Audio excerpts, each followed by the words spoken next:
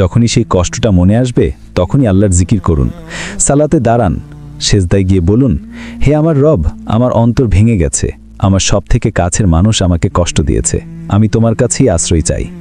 বিশ্বাস করুন, আপনার চোখের পানি মাটিতে পড়ার আগেই আল্লাহ আপনার হৃদয়ে এমন একটা প্রশান্তি ভরে দিবেন যা ওই মানুষটার ভালোবাসা বা বন্ধুত্ব আপনাকে কোনো দিন দিতে পারত না। এই পৃথিবীতে আপন হয়েও পর হয়ে যাওয়াটাই স্বাভাবিক। আমরা যদি এই সত্যটা মেনে নিয়ে আল্লাহর উপর পূর্ণ ভরসা করতে পারি, তবেই আমাদের জীবন শান্তিময় হবে। বন্ধুরা, সবশেষে একটি কথাই বলবো, জীবনের কঠিনতম মুহূর্তেও আল্লাহর উপর ভরসা রাখুন, বিশ্বাস রাখুন, তিনি কখনোই তার বান্দাকে একা ফেলে দেন না।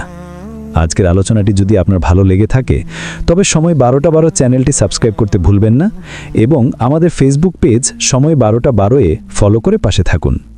আল্লাহ আমাদের সবাইকে আপনজনদের বিশ্বাসঘাতকতা থেকে হেফাজত করুন এবং তার প্রেমে আমাদের অন্তরকে ভরিয়ে দিন। আমিন। আসসালামু আলাইকুম ওয়া রাহমাতুল্লাহি ওয়া বারাকাতুহু।